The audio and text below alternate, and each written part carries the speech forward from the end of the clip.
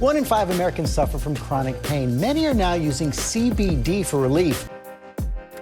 Are hoping pot could be legalized nationwide by the end of 2019. Welcome to The Budding Report, a weekly show centered around all things cannabis. Please join us in welcoming our host, founder, and CEO of Budding Capital Investment Group, as well as Simple Changes, a CBD social selling company, Charles Horton, and his co-host, Melissa Nasits, as they share the latest in cannabis news, conduct interviews with top leaders in the cannabis space, and promote some of the latest in science and innovation. And now to our host, Charles Horton. Hello, everybody. This is Charles Horton. I'm excited for this first episode today. Give you a little bit of history on myself. I've been a serial entrepreneur all my life, doing check cashing in flea markets when I was just a wee tot, to creating a check verification guarantee company in my 20s, which I sold out right before my 30th birthday. For the next 20 years, I built and grew a chain of payday loan, title loan, installment loan stores. Sold that out last February. And for the last year, I've been looking at what is next. So I founded Budding Capital. Budding Capital is an investment company looking to make investments in the hemp industry. So I've been doing that now for about a year. Our first investment is Simple Changes, a direct sales organization doing CBD products. Really excited to do the show to both highlight what's going on in the industry. We want to do three things. We want to talk about what's going on in the news. We want to interview people that are really interesting and exciting to the industry. And then we want to highlight new products and businesses that are in the hemp space. So that's myself. Now I'd like to introduce you to Melissa Nassit. She's been a good friend of mine for 10 years. She loves the plant as well. Melissa, give us a little background about yourself. Oh, thank you, Charles. I appreciate that. Again, my name is Melissa. I have a little bit of a different background than Charles. After college, I went into film and television and did that for some time. And like every good actress, I spent time in the restaurant industry. I ended up falling in love with food and beverage and the hospitality aspect. Went into beverage and wine. Had the opportunity to work with Roy's Restaurants for about 14 years. Worked my way up, became a partner with that company, did their beverage program. Worked with Wolfgang Puck for a while and opened up a high-end Michelin-style restaurant here in the Dallas-Fort Worth area, although Michelin doesn't come here yet, so we'll get that back to that. And then sort of broke away into that and doing beverage innovation and consulting on that. But throughout my career, I stumbled at my 30th birthday. It wasn't by selling a business, but I got type 1 diabetes. And at that point, I was faced with doing something new with my own body to keep my health. Having 2 children and wanting to be a part of their lives and a healthy part of their lives, I started focusing on fitness. I got into the OCR, obstacle course racing industry, and fell in love with that. And a whole new passion was erupted. Through that, I was able to find out through natural healing, diet, nutrition, just staying active and positivity, through taking care of myself mentally, physically, what that kind of came in touch with. I get to work with JDRF. I teach fitness at a facility up in northern Dallas area, and just kind of find ways to take care of myself. And obviously with Charles started up this new industry, it was something that spoke to me personally on many different levels, and that brings me here. We have another host that I'd like to introduce and sort of pass the buck over to, let him tell you a little bit about himself. I'd like to introduce Dr. Christian Shaw. He is a physician and neuroscientist specializing in clinical practice of addiction, occupational and integrative medicine. So Dr. Shaw, if you'd like to tell us a little bit about yourself now. Sure. Thanks again for having me on the show. I kind of came into medicine after being a musician back in Los Angeles when I was younger and realized that was not the route that I wanted to take long term. So decided to pursue both a combined kind of training of typical MD as well as a scientist, so I could gain perspectives on both. My training's taken me through multiple countries, including Canada, England, and South Africa. And I've been back in the States since I think 2010, where I finished specialty training in occupational medicine and addiction medicine. since that time, I've been working mostly with addiction patients, taking care of a lot of those addicted to opiates. At this point, I oversee multiple drug and alcohol treatment centers in Arizona, New Mexico, and Indiana.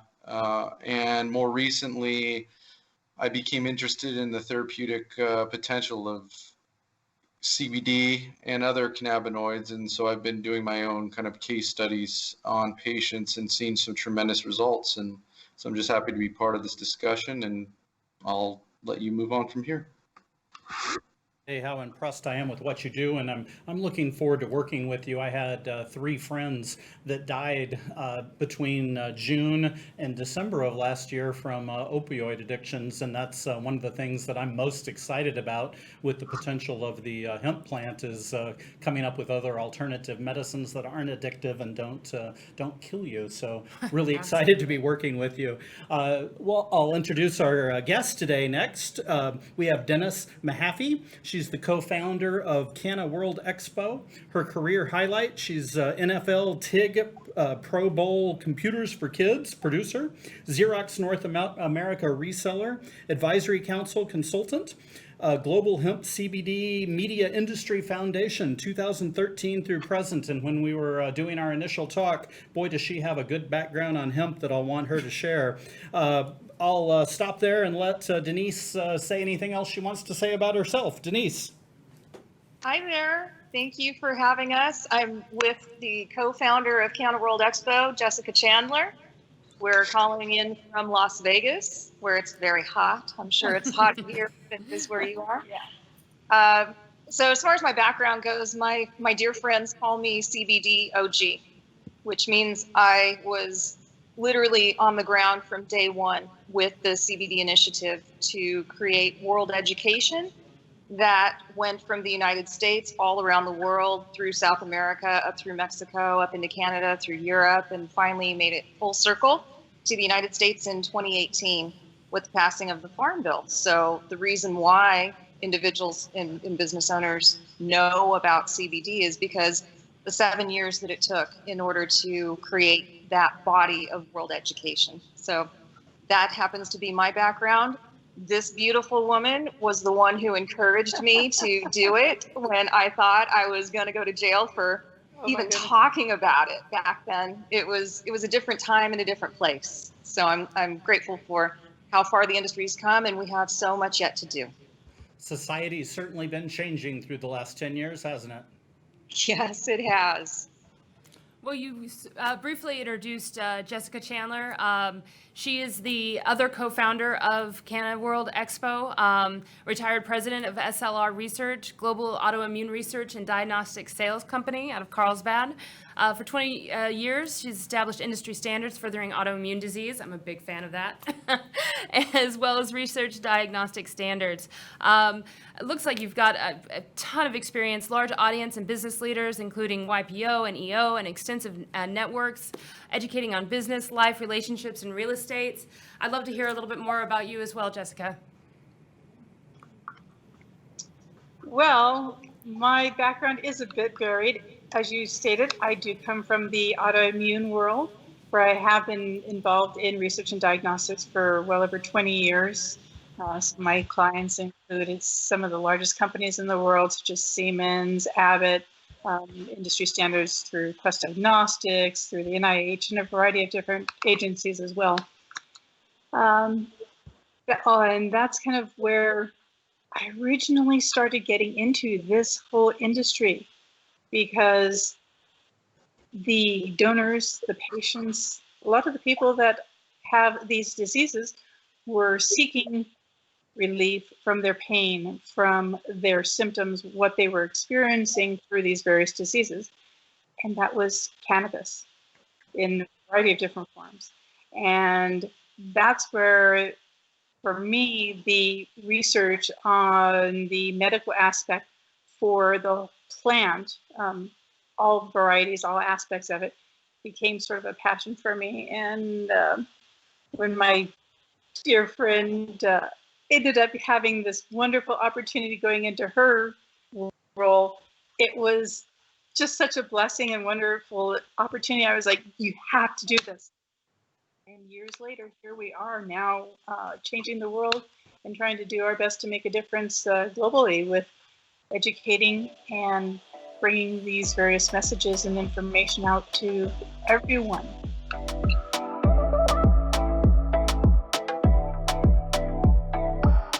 In the news today, or a couple of days ago, I'm sorry, I was looking. I had the opportunity when I started looking to get into the cannabis space. I started looking and going to every show I could go to. The first one I went to was in Calgary, and I think I've been to about 6 shows now just to learn everything that I can learn. And every show, I got a lot out and stepped my education up just a little. One of the more interesting shows I went to was in Los Angeles, where they had the Los Angeles City Commissioners and the people that approved the marijuana licenses, both in Los Angeles County and the state, was up on the stage with us, and they were busy talking about all the problems. And so in Los Angeles, you had to pay a significant amount to get a license. You had to you had to have a lease. You had to have a 10-year lease, and you had to pay for the lease in advance. And if you didn't get the license, then you were out the money. And at the time, they were only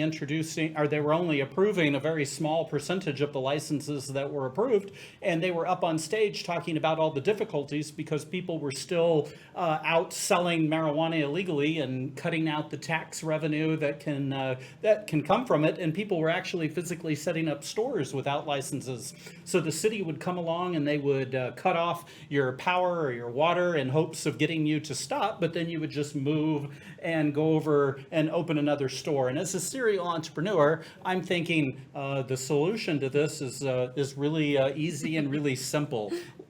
Let's make it easy to get the licenses. Let's make it where people that can get them want them. And they do a social equity program in Los Angeles. So if you've been incarcerated for marijuana and I believe other drugs, or you've had a impact from the war on drugs, then you get a heads up. You get an advantage in getting your license.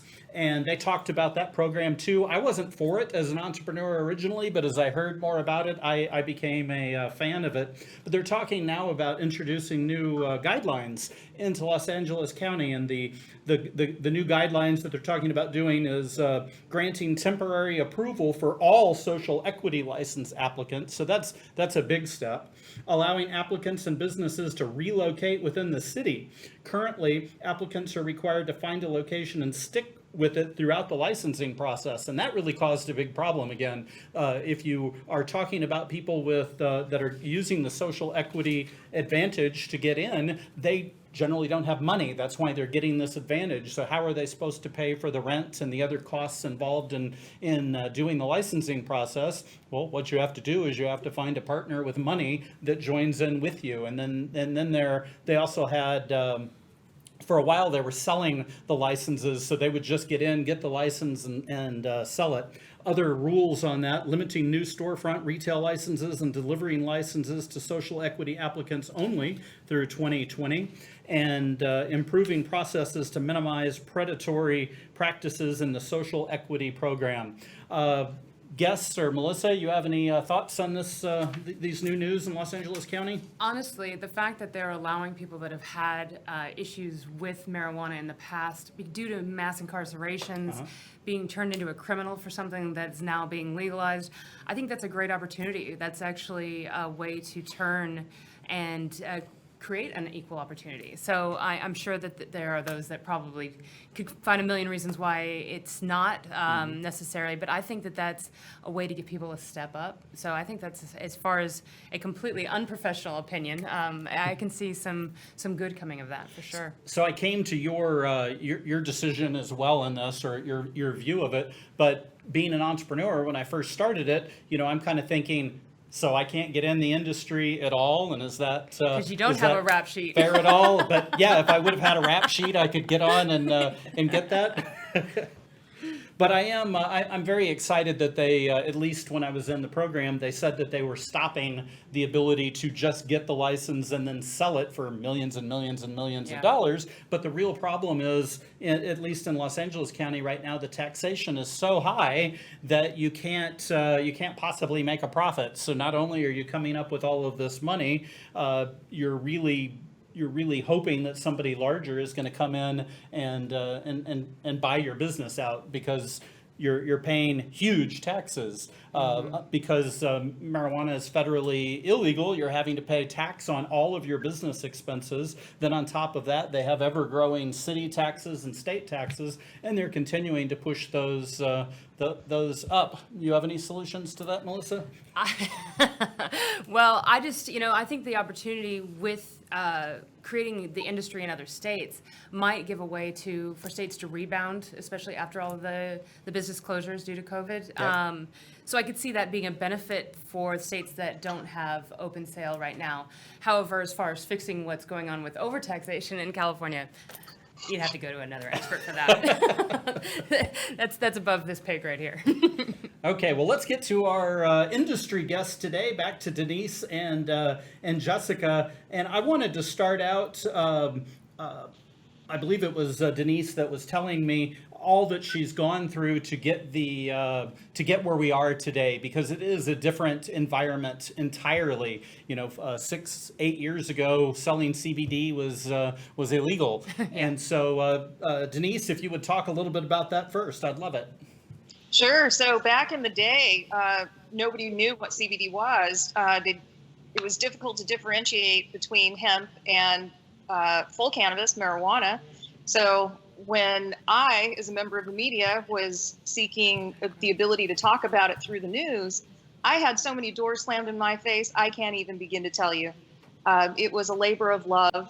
And after hundreds of press releases over the business wire, and after creating 1,000 plus interviews, mostly mainstream news interviews, I would consider it a success, because although we've reached about 10 to maybe 15% of the population that knows what CBD is now, there's still the majority out there that requires a little bit of education. So this has been a labor of love. We've seen children who have benefited from it, seniors, everybody. It affects all mammals, so including pets. So now you've got the whole veterinary industry with CBD that has been born as well. So there's been a lot of business creation, and there's a lot yet to do as far as taking this from a movement to an initiative to a full-blown global industry. So that's what Canna World Expo is taking on, with connecting the world. We successfully connected 6 continents and the Caribbean in April online.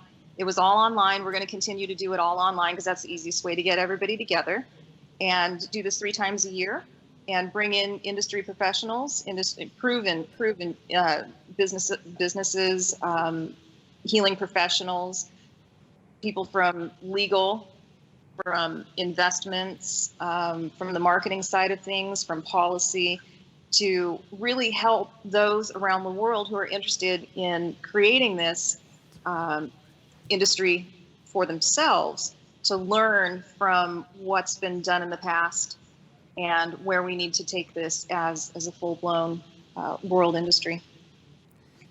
Wow. It sounds like you're doing a ton to support the industry.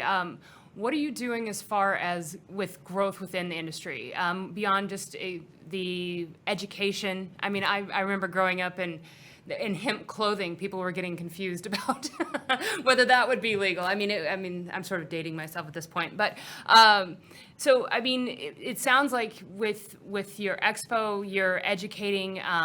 What would you say would be? How would we grow the industry? What are the opportunities out there? Well, there are different business owners that need to connect with other business owners around the world.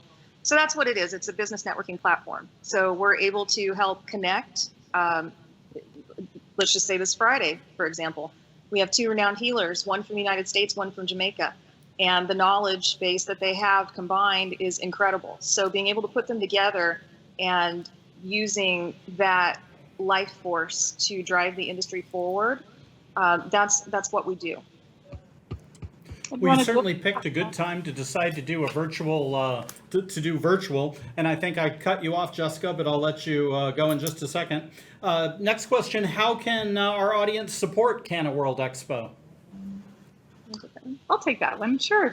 Absolutely, which actually ties into what I was just saying. We are on a global virtual platform, which makes Canna World Expo accessible to everyone. So you just go to Canna World, Canna, C-A-N-N-A, worldexpo.com, and you can log in. We have the April videos available from the original one. Each one is going to have its own recordings that will be made available, and the information is going to be presented out there. It's a matter of sharing the information, sharing the website, share, get on social media like we have right there, Facebook, Instagram, put it out there. We've got LinkedIn as well. It's making a difference so that all the information does become public to those who really would like to have the information as well. And we are including industry experts, global experts from across all areas, all walks of life. So it's not just focused in one particular area. It's everyone is included. 6 continents. We covered the world our first time out, and it's so exciting to be able to be doing this. That really is fantastic, ladies. I'm very proud of what you've done. So right now, people can get on your website and watch all the speakers from the last sessions. And I noticed up on our screen, you have another one coming up in August. Do you want to talk about that just a second? And how much is the attendance for this to attend? It's free. That's amazing. What a great opportunity. So, and tell us about the upcoming... You are helping the world. Tell us about when the next one is. So August 8th and August 15th will be online. And barring any technical difficulties and any media censorship, it's not like we haven't experienced that before. Holy cow. Yeah. So we will be looking for different avenues to be able to live stream securely without censorship, because that is another it's another issue, another hurdle that we've had to overcome with sharing the truth about natural healing. That sounds like another show in and of itself right there. So we'll get back to that one on another time. But I appreciate you ladies coming on. We've got another guest coming in. Actually, I'd like to go ahead and introduce Will Carr. He's with Genesee Nutrition and Sunrise Supplements. He is the founder of Genesee Nutrition. After graduating with a degree in industrial and systems engineering, he traveled to South America, where he played basketball professionally. In the summer of 2017, he had his first encounter with the amazing benefits of hemp and CBD. And having always explored entrepreneurial endeavors throughout his life, Will recognize the potential use within the athletics and sports. I agree, I concur. It was at that time that he made it his goal to develop a line of dietary supplements geared for the fitness-focused, active lifestyle and individual. Will's mission is to bring the highest quality dietary supplements to market, utilizing the rich nutritional benefits of hemp and CBD. His vision is a world filled with people capable of living a healthy, active, and happy lifestyle. So he's joining us from Colorado, where he lives. I'm excited to get to hear a little bit more about him. So please, Will, can you tell us a little bit more about yourself and your amazing products? Yeah, what's up, guys? Hey, it's me. Yeah, so I'm Will Carr. Super excited to be here on your guys' show today. Thank you so much. I've always been entrepreneurial. I'm 6'10", so I'm huge. And there's a big dark space. If you can turn your camera a little bit, yeah, perfect. We can see you clearly now. Thank you. It looks beautiful, though. The background was amazing. Love where you're at. Yeah, it's awesome here in Colorado. Honestly, I love living here so much. I live up in the mountains in Evergreen. We're about 45 minutes from Denver, and it's about mid-70s today. The sun's shining. We got blue skies, and it's pretty epic. It makes me wish I was out on a hike right now, but I'm here with you guys. Well, thank you. Yeah. But yeah, I mean, speaking of that, I mean, that's really why I developed the Genesee Nutrition and Sunrise Supplements was, being an athlete. I played basketball in college, and then I got the opportunity to play professionally overseas in South America for a bit. And when I had my first experience with CBD, I'd had turf toe, and I was trying to golf, and I couldn't golf, but I just happened to be at a nonprofit charity golf tournament for Realm of Caring, which is a CBD nonprofit, and someone gave me CBD, and 30 minutes later my toe didn't hurt. And it was right then that I recognized that this had huge potential within sports, and we needed to have this sort of ingredient in the sports nutrition products that I was already using. And I may not play basketball now, but I'm still super active. I hike all the time. I'll throw my 4-year-old daughter up on my shoulders and we'll go hike a mountain. We swim in creeks, we paddleboard on lakes. I even jump out of planes. I'm a skydiver. But I just wanted products that fit my lifestyle, and products that I would use, products that tasted good. And so that's how I came up with Genesee Nutrition and the protein bar. And then, Sunrise Supplements is an all plant-based protein powder with CBD. And it's the only plant-based protein powder with hemp extract on Amazon. So, it's, I have a blast every day doing what I'm doing. I'm always hanging out with cool people, and life is great. Life is great. I know when I met you, before meeting you, the tallest person I had ever met was Tony Robbins, and I think you told me he's 6'7", and you're how tall again? 6'10". That's a lot of person. Well, what made you decide to get into this space? Yeah, I mean, it really just had a lot to do with my background as an athlete. And, when I first had that experience with CBD, I just knew that this was something special for athletes. I can't tell you how many times I've popped probably 15 ibuprofen in a day just so that I wouldn't have pain back when I was playing. And I didn't get into the opioids too bad. I definitely have used my fair share of Vicodins and Percocets and things of that nature. But, I have friends that, just like you were saying, Charles, I had a friend that died of an opioid overdose less than a year ago too. And, it's just sad that, especially all these athletes, the team doctors will come around and just hand out pills like candy. And so being able to use something like cannabis, whether you're smoking it, whether you're using a topical, whether you are getting CBD in a more sports nutrition type product, one way or another, it's just going to help. And it allows you to get that relief, that natural relief that just helps you stay healthy. It's not like you don't feel any euphoria from CBD, but you feel healthy and you feel good. And, I feel like I can tackle the world and I can climb mountains and do the things that I love to do. And so, I wanted to create products that were actually like something I would use. I've never used a tincture in my life, so I didn't know why I would start using one now. I wanted something that I used every day. And so that's why I got into the protein bars and the protein powder, and it's fun. Cool people in this industry. Very much. So, obviously it sounds like you're doing a new sort of approach. What do you really feel is different or unique about your approach to this industry? Well, I think a lot of people are just doing the same thing with the same products, and they're maybe trying to gear their brand towards more niche groups, but they're all the same products.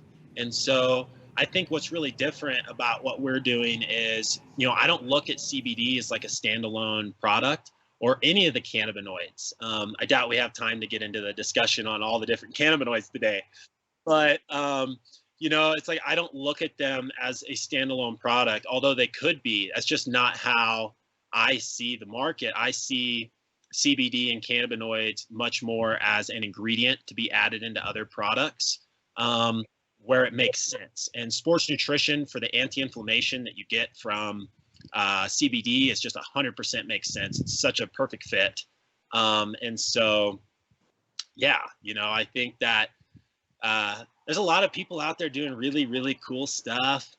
But yeah, I feel like I found my niche. It suits me. It suits my personality. It suits my my history as an athlete, and it allows me to talk to people that I would want to talk to anyway, and that are already my friends. And so it just really made sense for me to do this, and I love it. I make those protein powder into smoothies almost every morning, mix it with my blueberries, or if I'm really wanting to be crazy, I'll do some cacao powder and peanut butter, and just really, and some oatmeal and stuff. There's all kinds of different recipes. We have a recipe book on our website with like 40 some different recipes, but yeah.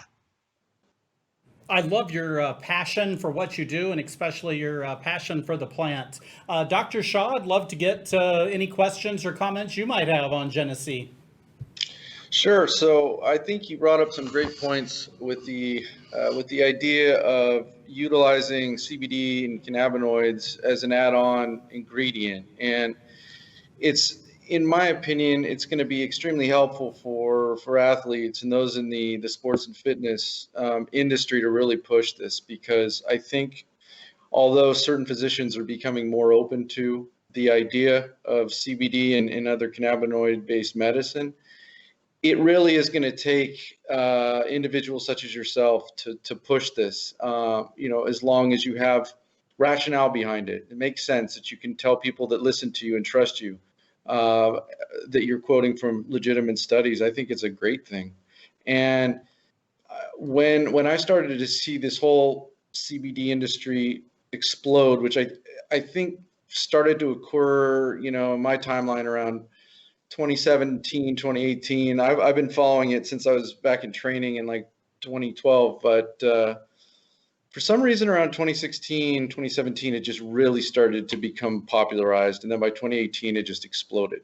And I certainly now have understanding of why with Canna World's efforts, because just on the medical side, I was continuing to follow this very early on because I figured this makes too much sense. And if it really has the ability to address so many different health issues, this is going to be huge. I was actually just surprised that it didn't take nearly as long as I would have thought to gain the kind of prevalence that it is, enjoying now. And, the last thing I'd really say is that I think CBD is kind of just the entry point in two ways. One, it's finally kind of taken some of the stigma away from cannabis, in the sense that, Totally. People would really look down upon cannabis users and say, oh, you take this to get high. It's not really some kind of medicinal product. And now that you actually are having more science behind it, saying, well, if we tease it out, there's multiple cannabinoids that all have intrinsic properties. And so maybe someone actually now doesn't want to get high and have that psychoactive experience, and instead just rely on focused kind of therapeutic benefits, CBD's anti-inflammatory properties, for example. I think it gives a lot more credibility to the industry itself. So in a way, CBD, I think, was the catalyst towards moving cannabinoid medicine forward. And then individuals such as yourself, the athletes, and our friends from Canna World are huge forces to pushing this out there. And I honestly think you guys are going to be the ones that do it more, because medicine in this case is really dragging its feet. Yeah, I think that's really true. It's like I first heard about CBD in the summer of 2017. And until then, the only thing I knew about cannabis was the marijuana part, and that I liked to smoke it, and it was fun. So it was like, and then this thing like CBD comes along, and, and it just, it worked, and it helped, and it has these benefits, and you don't get high, and you don't have any of those psychoactive effects. You have none of the negative that people typically associate with cannabis, but you have all of the benefits, or at least the majority of the benefits. So, it's like, it's been this really cool opportunity, just like you say. I mean, I wouldn't have even known what was going on before July of the summer of 17. But I know that it's made huge strides just since, the 3 years that I've been involved, the different types of conversation. I had to call, when I first made my first protein powder, I had another brand called Willpower, and we, I ultimately had to change that because of a trademark issue, but that's a whole other story too. But, you know, it was like I had to call 50 protein powder contract manufacturers, you know, roughly, to find someone that would blend a protein powder for me and include hemp CBD as an ingredient. I gave up twice, and it was finally on the third time trying to make calls that I found someone that would do it. So, you know, it's definitely one of those things where, you know, that's just 2.5 years ago I'm talking about, where I couldn't even get a business to do business with me because I wanted to add hemp as an ingredient. And, you know, that's really opened up. Fortunately, you know, there's several contract manufacturers that would run my protein powder, my protein bars, or any of the other supplements that I'm formulating currently. So it's like, you know, it's gotten way better, but it was definitely a huge obstacle. And the people that have been doing this for so long, you know, much longer than me, you know, they've had to fight way harder struggles than I have. And so just mad respect to everyone that's been fighting for this plant for so long. Yeah, well, you're thank absolutely... you, Will, for coming on. I know we could keep going. Will's one of the few people I've had like 1.5-hour phone conversations with. He's such a expert in the field. Dr. Shaw, looking forward to having a full episode just on you and what you're doing. Love it and love your expertise, and look forward to learning from you and all of our guests. So I want to thank all of our guests for coming on. We'll be back on next Wednesday at 3 o'clock. Thank you for coming and joining us on the Budding Report.